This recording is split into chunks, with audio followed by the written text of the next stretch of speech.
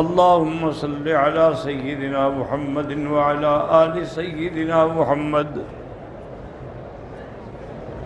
كما صليت على إبراهيم وعلى آل إبراهيم في العالمين إنك حميد مجيد.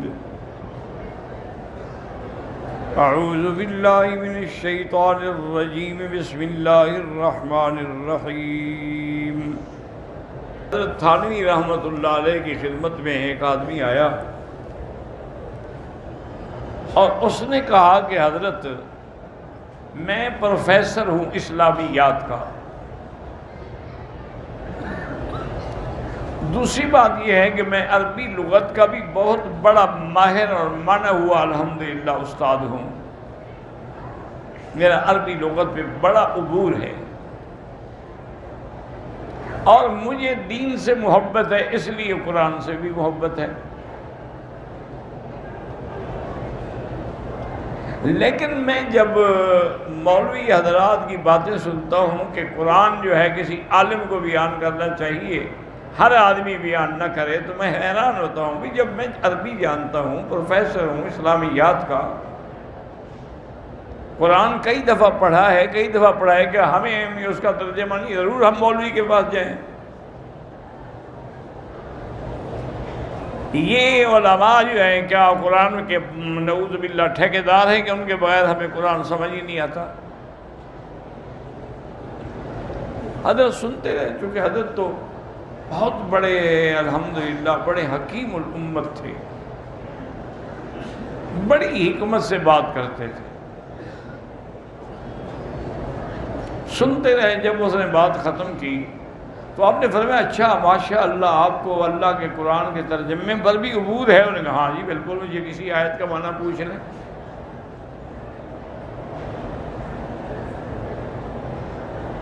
آپ نے فرمایا کہ قرآن پاک میں سورۃ الرحمن میں آتا ہے کہ وَالنَّجْمُ وَالشَّجَرُ يَسْجُدَانِ، اس کا ترجمہ کرو. انہوں نے کہا جی یہ تو بڑا آسان ترجمہ ہے کہ ستارے بھی اور درخت بھی اللہ کا سجدہ کرتے ہیں.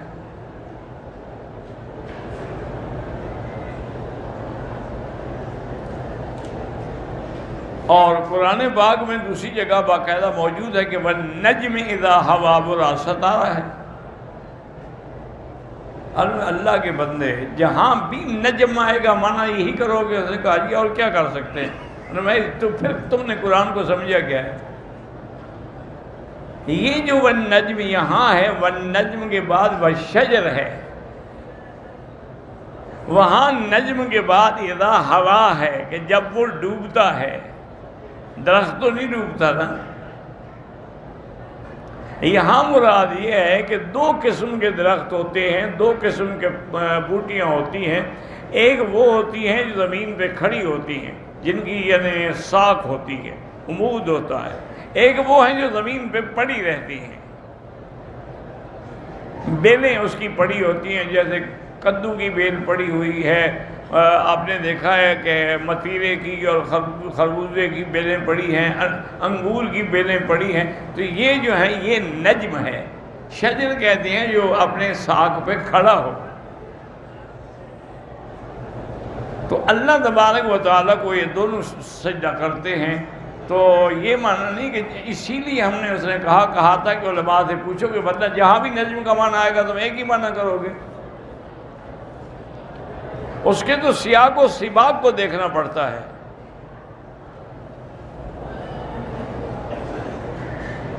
بعض اوقات ایک ہی لفظ ہوتا ہے لیکن اس کے معنی کئی ہوتے ہیں. مثلا قرآن میں لفظ عین ہے. اب ایک ترجمہ تو اس کا وہی ہے آنکھ ہے، لیکن عین کا معنی جاسوس بھی ہے، جو جاسوسی کر کے خبریں پہنچاتے ہیں ان کو بھی عین کہتے ہیں. اور عین کا معنی جو ہے یہ ہمارے یہاں گھٹنا ہے نا، اس کی جو ہڈی ہے اوپر، اس کو بھی عین کہتے ہیں. سورج کو بھی عین کہتے ہیں. تو آپ نے فرمایا اللہ کے بندے اب کیسے ہم فرق کریں گے؟ وہ تو حیران ہو گیا، پریشان ہو کے بیٹھ گیا. ہمیں فرمایا کہ اگر ہوگا کہ عین طلعت، کہ عین جو ہے وہ طلوع ہوا تو ہم کہ ہاں اس سے مراد سورج ہے. اگر آئے گا عین انکسرت، بھی عین ٹوٹ گئی، ہوں گے ہاں وہ گھٹنے کی ہڈی ٹوٹ گئی بیچارے کی. اسی طرح اگر آئے گا عین انفجرت، کہ عین جو ہے وہ پھوٹ پڑی، ہوں گے ہاں اس سے مراد وہ چشمہ ہے جو زمین سے پھوٹا ہے، اس کو بھی عین کہتے ہیں. فجرنا الارض عیونا.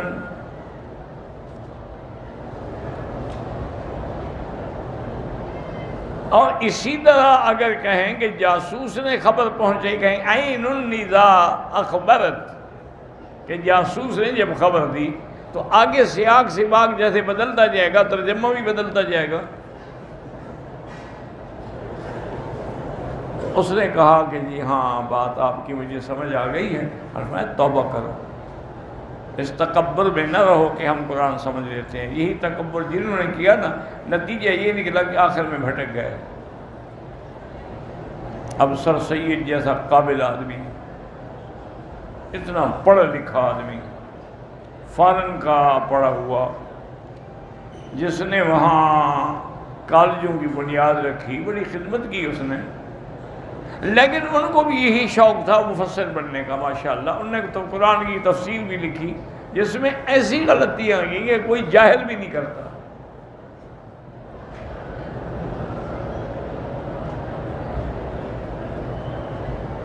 اور کئی ہیں جیسے قادیانی ہیں، ان کے جو خلیفہ اول تھا نور الدین، اس نے بھی قرآن کے ترجمہ لکھا، اور ہر جگہ اسے قادیانی کو ثابت کرنے کے لیے قرآن کے معنی بدل ڈالے.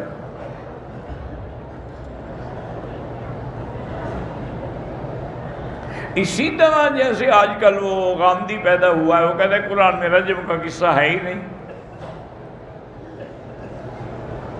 قرآن میں تو صرف کوڑوں کی سزا ہے، رجم کی تو سزا ہے ہی نہیں. رجم کا انکار کر گیا.